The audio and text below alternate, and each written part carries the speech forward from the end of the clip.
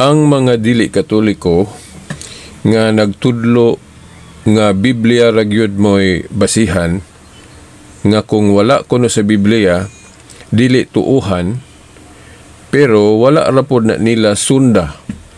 Kay pananglit na ay mga dili Katoliko nga gatudlo nga bawal o gidili kuno ang pagbunyag og batang masuso o puya o kanang infant baptism. Bawal kuno sa Biblia ang infant baptism.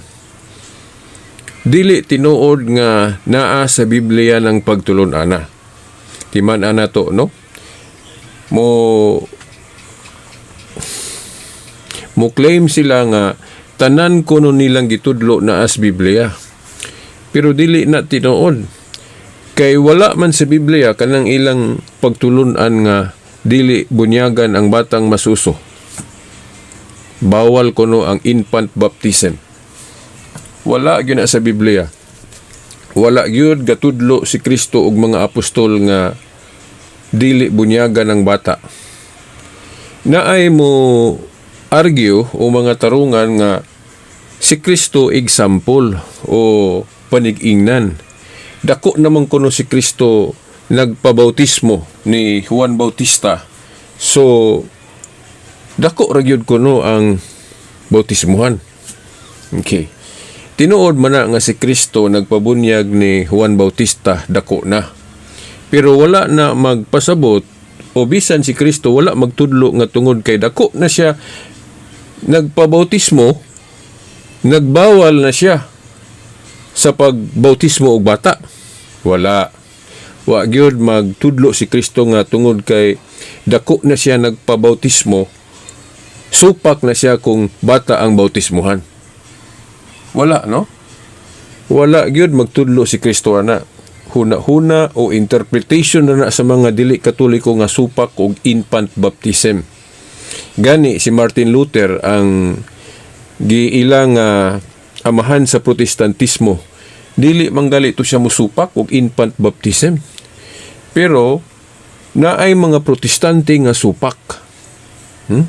Sa ato pa ang Protestante wala pod gausa anang issue about infant baptism. Kay naay Protestante nga muuyon na apoy dili. Karon asa man gyud insakto ana? Tinuod ba gyud nga gidili sa Biblia ang infant baptism? Balikon kus bag-ingon, wa gyud tay mabasa ana sa Biblia nga si Kristo ug ang mga apostol ni supak og infant baptism.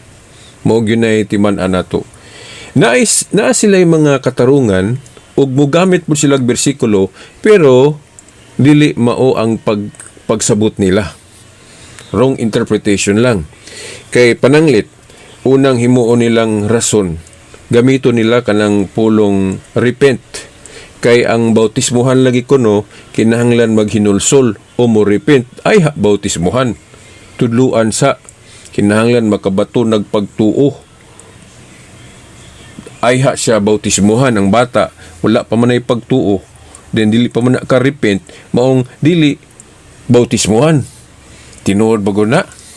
Nagingon bagod si Kristo nga tungod kay ang bata wala pa'y pagtuo nga kanang acquired, kay duha man ka klase ning pagtuo. Kanang pagtuo nga acquired kana bang resulta sa giwalihan ka, mao nay acquired nga pagtuo. Okay. Tinuod nga wala pa'y pagtuo ang bata nga kanang resulta sa wali. Kay wa pag na siya buot, dili pa man ang mawalihan. Pero wala magingon si Kristo nga tungod kay dili pa siya mawalihan, dili na siya bautismuhan. Og maghiskot po tag pagtuo na may kanang pagtuo nga gitawag og inborn. Dili ng resulta sa wali. O acquired faith, dili acquired faith, na may faith o pagtuo nga kanang inborn. Asa man na gibase nato sa Biblia?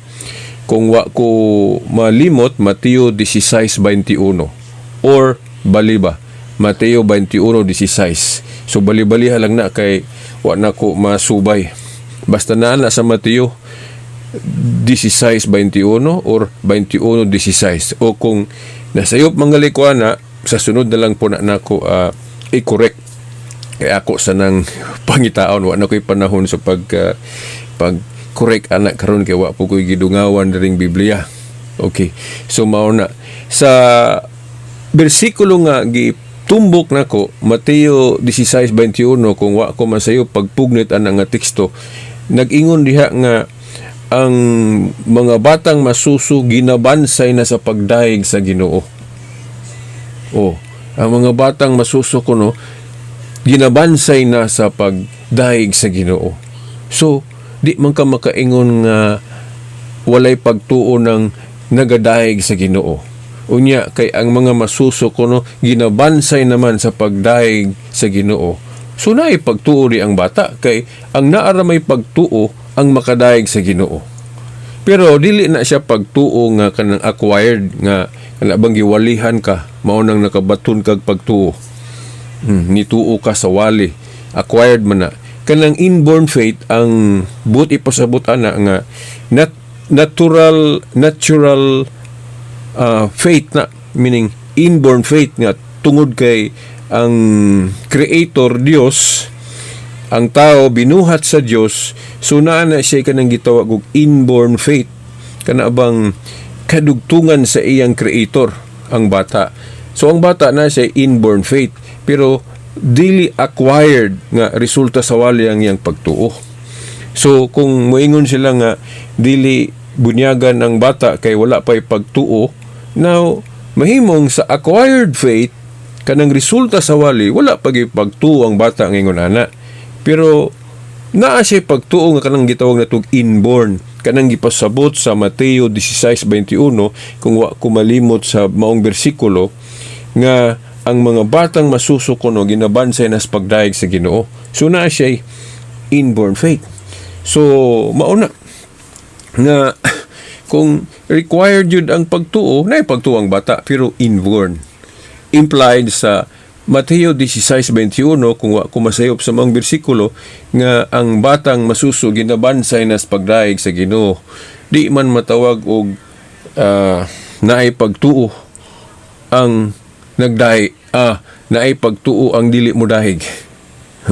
So kung nidahig ka sa Ginoo, but masabot na kay pagtuo.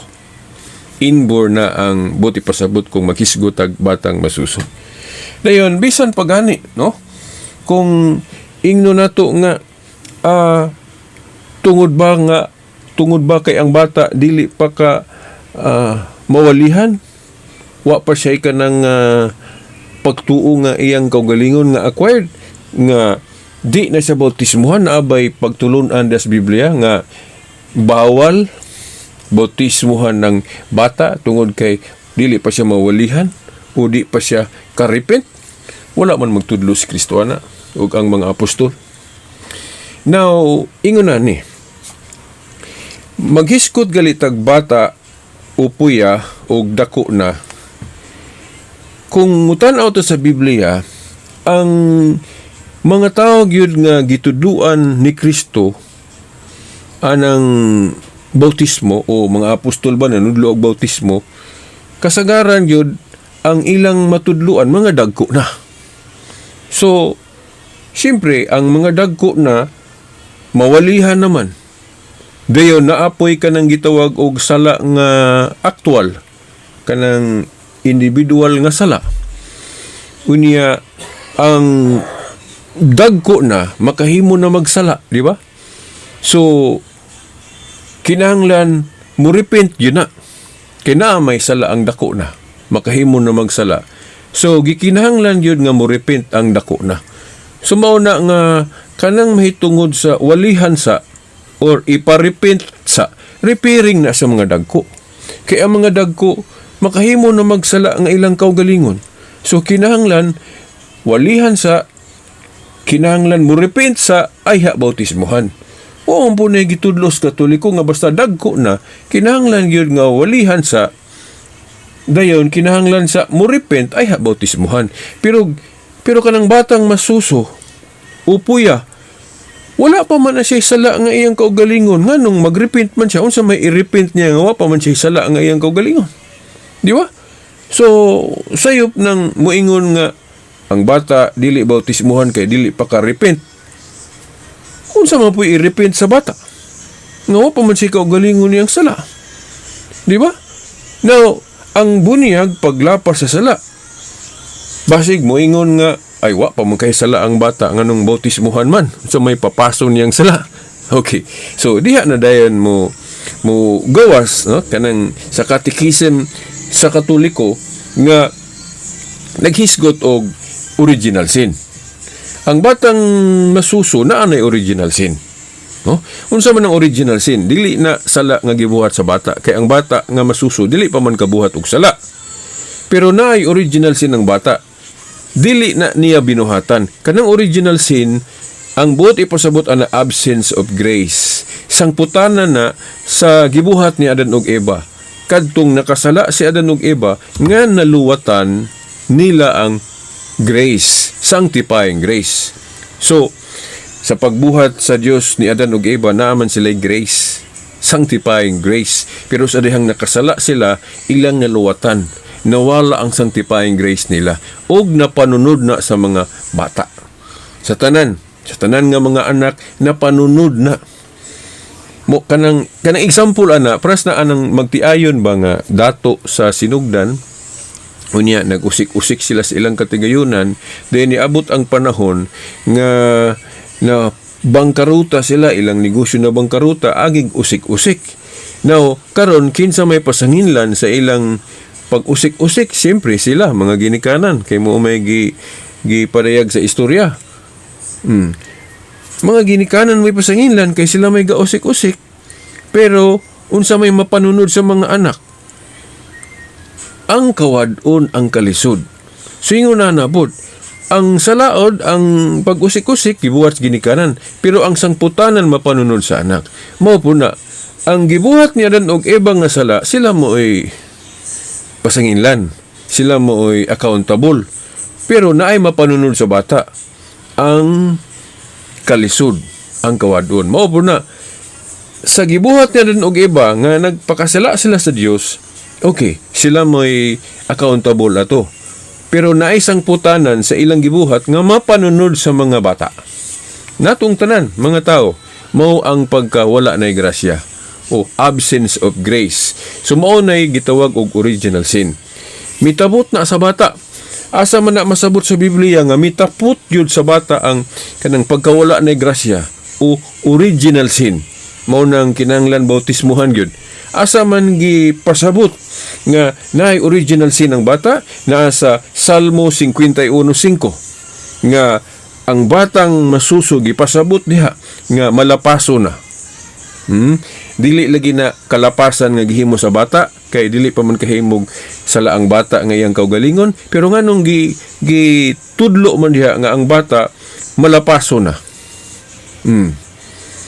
Ang buti pasabot ana tungod kay wala may grace. Naluwatan man sa unang ginikanan Adan ug Eva. So, mao nang gitawag nagmalapaso ng bata. Dili siya mo'y naglapas, kundi ang state of kahawang, kanang pagkawala na grasya. Nitapot na sa bata. Okay. So, papaso na pinagi sa bautismo o bunyag. Kay ang bunyag, pagpapas man na sa tanang matang sa sala, ma-original sin man o ma-actual sin man, okay, tanang matang sa sala makuha sa o ma-erase o papas sa bautismo. Unya gipasabot man nga ang bata lagi nga masuso na ay original sin. Unsa lang original sin, dili na gibuhat sa bata, kundi sangputanan na sa gibuhat ni Adan og Eva nga sala, ang pagka wala na grasya na panunod na sa bata. So, kinahanglan ibalik ng sanctifying grace para nga mawala ng original sin. Okay. Kay kana laging original sin, absence of grace. So, papaso na pinagis bautismo. Kay ang bautismo lagi, pagpapas man na sa tanang matang sa sala. Ma-original man o ma-actual. Mauna. O matud pa ni St. Augustine, nitapot ang original sin sa bata nga wala siya pahibaw adunay katarungan nga kuhaon po na nga dili siya pahibawon. So di na siya kinahanglang walihan. Kay kanang original sin nga naa sa bata, dili man na gibuhat sa bata. Nitapot na niya nga wa siya pahibaw na ay katarungan nga kuhaon po na nga dili siya pahibawon.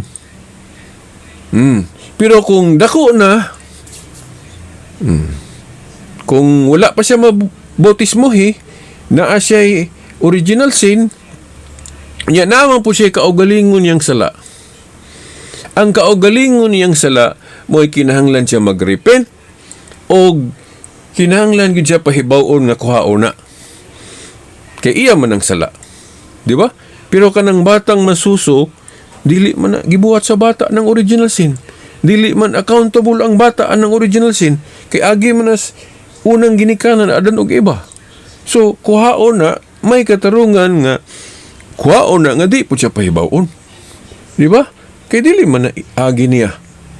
Pero kung dako na, naa na may sala nga kaugalingon. Sumuna nga, para sa mga dagko ng kinahanglan mag-repent. O kinahanglan mag-repent kay kaugalingon mang sala gyud. O dagko na, di ba? O kanang bata lagi nga masusuwa pa man ay kaugalingong sala. So wala siya i-repent. So may i-repent sa bata nga siya kaugalingong sala. Kanang original sin pod nga nitapot niya di man na iya. Nganong i-repent pa na niya nga dili man na iya. Di ba? So mao nay logic sa teaching sa Katoliko. Nganong ang bata di na kinahanglan mag-repent kay wala siya i-repent nga sala ang iyang kaugalingon. Ang iya lang nga mabalik tong sanctifying grace. Kay kana laging original sin, absence of grace man. Naaman na sa bata, mitapot man na sa bata nga wa siya pahibaw kay di lagi siya mo'y agiana. So naay katarungan nga kwaon nga di pud siya pahibawon. Pero dako na naa naman si actual sin, iyang kaugalingong sala. So pahibawon yun na nga kwaon ng iyang sala kay iya man ang kaugalingon. O kinahanglan mag-repent siya kay iya man ang sala yun.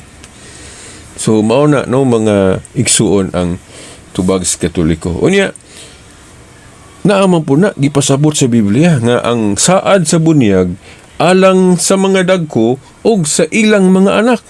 Asa man na sa buhat 38 ug 39 nga ang saad kuno sa bautismo alang sa mga dagko o sa children. Wala gyud giingon diha nga way labot ang children o mga batang puya o mga bata. Wala giingon diha nga way labot ang bata. Kay kung wala pa untay labot ang bata sa bautismo, dili unta ingnon diha nga ang saad sa bunyag o bautismo alang sa mga dagko o sa mga children. Dili unta ingon ana pagkaistorya, pero mao man ang mabasa gyud sa buhat 2:38 ug 39. May unta tog nag-ingon diha sa buhat 2:38 ug 39 nga ang saad sa bautismo alang lang sa mga dagko ug way labot ang mga bata. May tatugay ingon ana, no? Pero ang kiingon sa Biblia buhat 2:38 ug 39 ang saad sa bautismo alang sa kaninyo but pasabot mga dagko ug sa mga children, sa inyong mga anak. Unya naay mga case pod nga nagbunyag og tibuok panimalay. So the fact nga nagbunyag o gabautismo og tibuok panimalay tulo na ka instance da sa Biblia. Di lang nako pangutluon kay say malimot pug ko, di ba? Wa po na akong giandam diri. Tulo ka kaso na sa Biblia da sa Book of Acts or napod sa Corinthians ba to nga nagbunyag og tibuok panimalay. Na karon moingon gay tag tibuok panimalay, so posibleng naagi bata. Wa gyud giingon dito nga pagbunyag sa tibuok panimalay wala giapil ang bata. Tingali mo ingon ang uban nga wa may mabasa nga naay bata dito. Wala po'y mabasa nga giingon nga walay bata dito. Tabla. Di ba? Nainumdum ko sa kanabang nag-irgo bahin anang pagbunyag ko no o bautismo tibuok panimalay. Niingon man ang nisupak anang bunyag sa bata, niingon wa may mabasa dito nga naay bata. Ni balos po ang Katoliko nga wa man po'y mabasa dito nga walay bata. Di tabla ta. So both speculation. ang duha ka side puros nag-speculate nga siguro na ibata dito kay tibuok pa ni Malaygod. Unya ang nisupak pod niingon nag-speculate pod nga walay bata kay way mabasa. So tabla. So kung maghisgot ta og naabay bata dito sa tibuok pa ni Malay nga gibautismuhan, naabay bata o wala, ita kabasa. Parihas.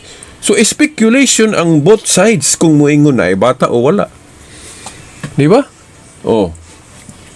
So, karon naaraan ng duha.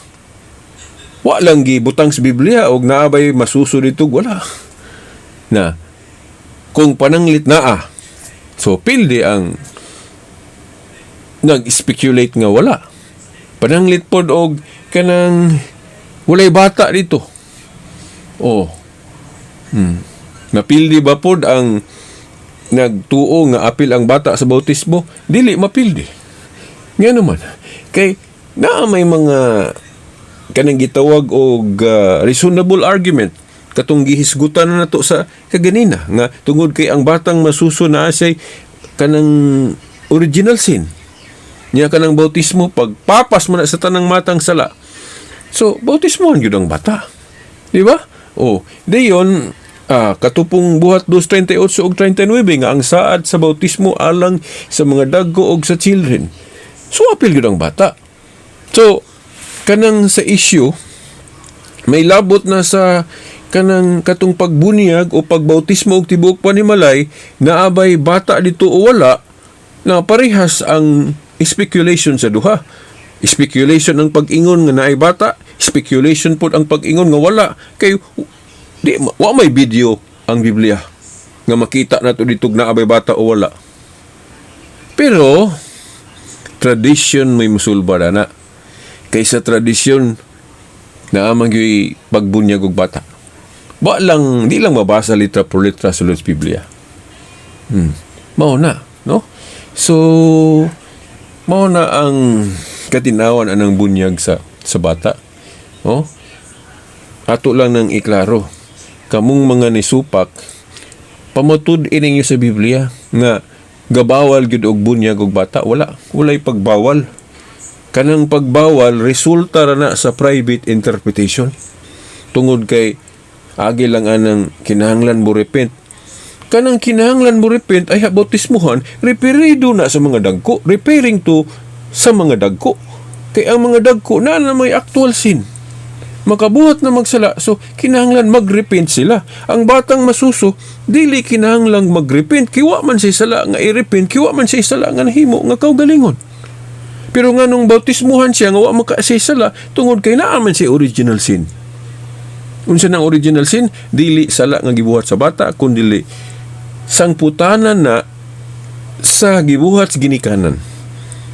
Nga naluwatan nila ang sanctifying grace kadtong pagkasala niya danugeba. So ang bata nahikawan sa sanctifying grace. So mao na gitawag og original sin. Nitapot na sa bata nga wa siya pahibaw, may katarungan nga kuhaon po na nga dili pahibawon siya.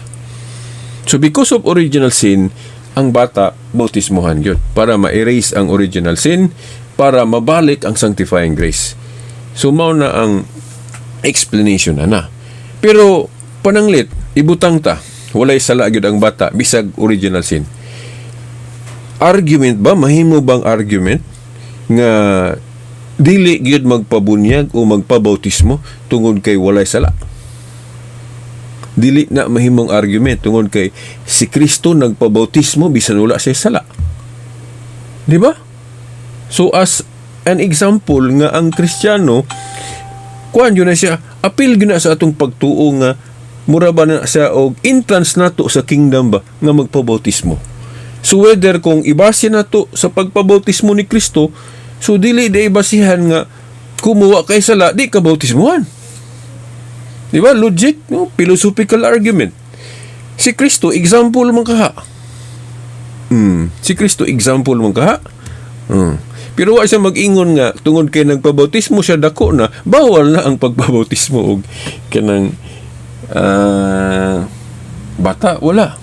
Kay pares na gunaan ng tuli o circumcision, kanang tuli o circumcision sa mga Hudiyo sa una, sa Old Testament, mabata ka og madako, candidates ka for tuli or circumcision. Pero mao man gani katong sa tuli nila, circumcision sa una, mga bata man gito. Unya kung wala pa ka circumcise o matuli sa bata pa ka, di dako na. Sa to pa, kanang circumcision, mabata o madako, pwede. Unya, kung ato pong tudan og ayo, kanang bautismo, mao man ay fulfillment sa circumcision. Na sa Colossians 2:11 ug 12, nga ang circumcision of Christ, baptism.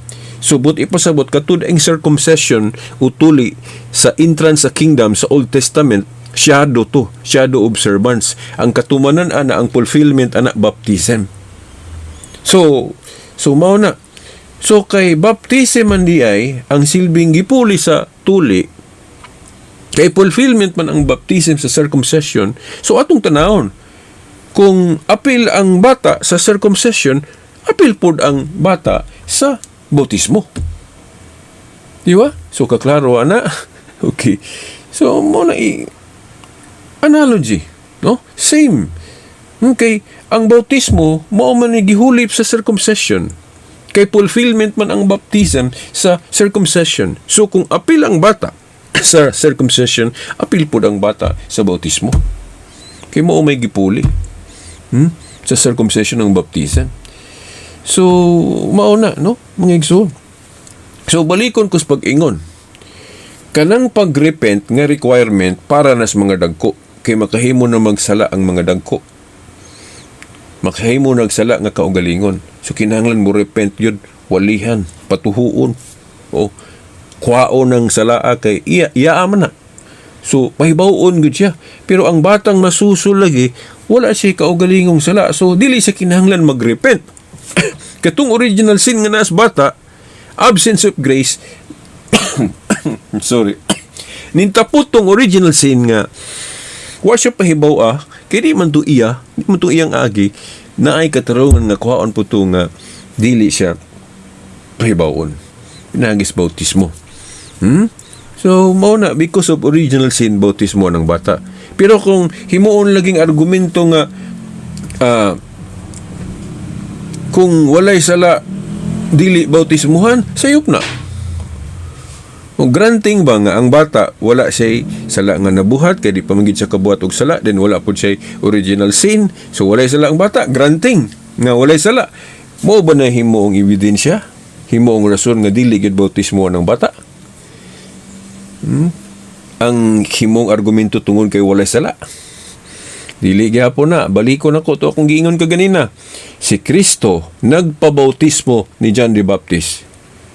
Kanong nagpabautismo man lagi si Jesus, nga man siya sala. So ang tubaga na example. So pwede day na nga bisan pag ibutang na to nga ang bata ulay sala. Example kay Kristiyano gud ta. Example. So dili dautan, dili sayop nga bautismuhan gyud nato ang bata. So mao na no mga igsoon.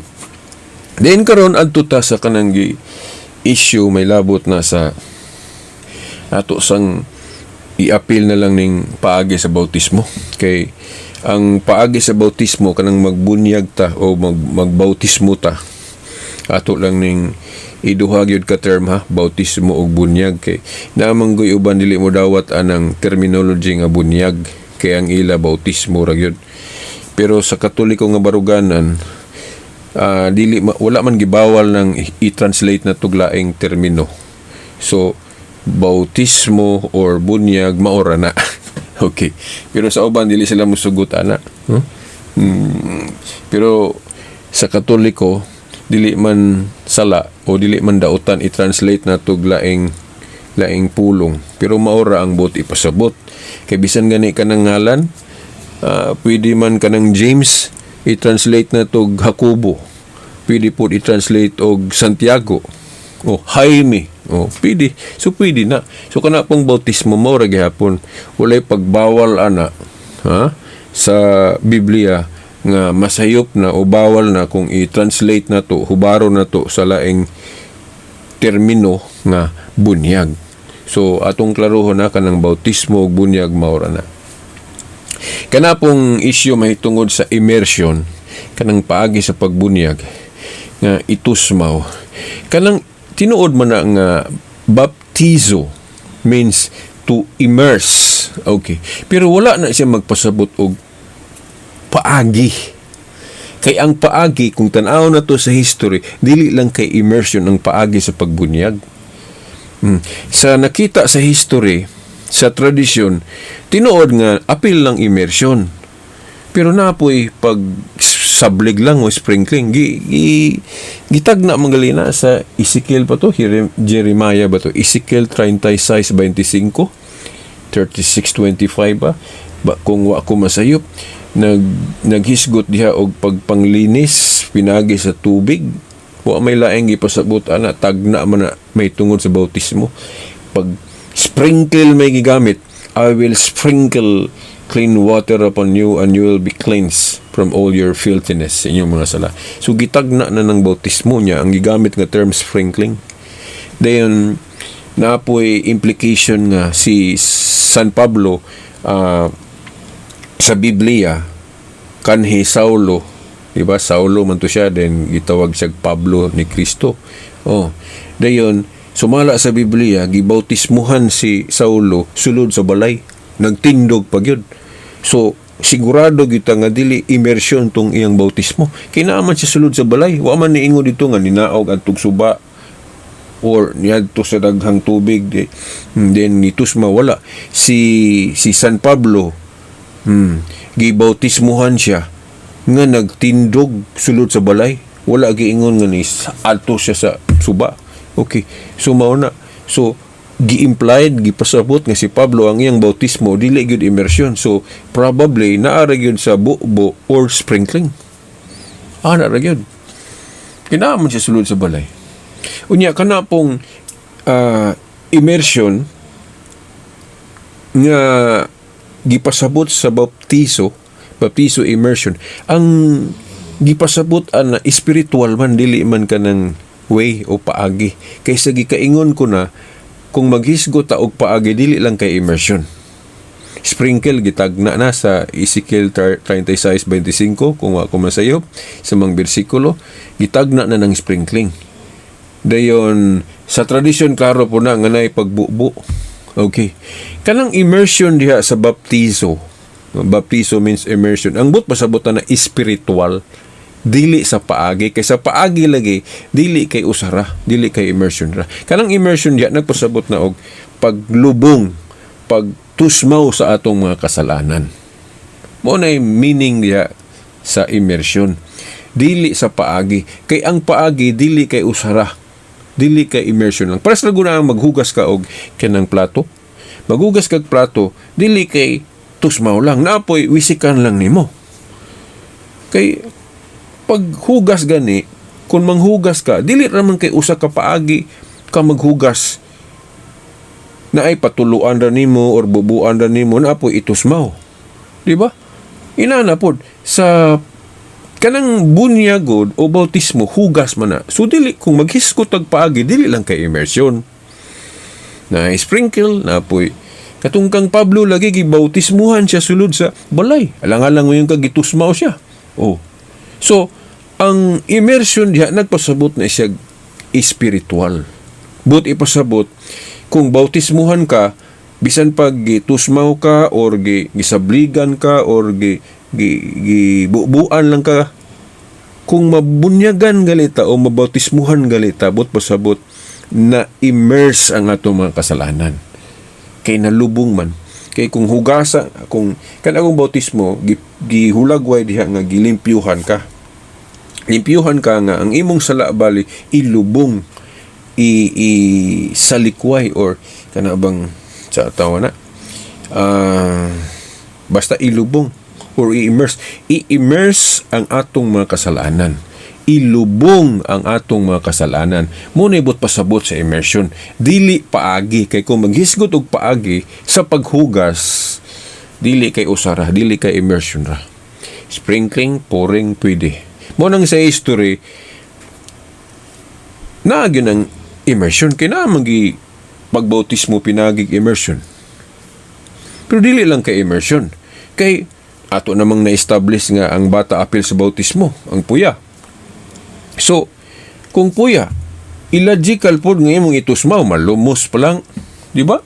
So, pwede ang bubo. Pwede ang bubo. So, mao na, no? Baliko na to, kanang immersion diya sa bautismo, wala na magpasabot og paagi. Kay kung maghiskot gali og paagi, dili kay usa lang, dili immersion lang. Sprinkling gitag na sa Ezekiel 36:25. Og sa tradisyon pod, og kanang puring kanang bagbubo lang apil gyud po na. Kay kanang bata pwede mo nagbubuan lang, wa mo nagibawal. Oh.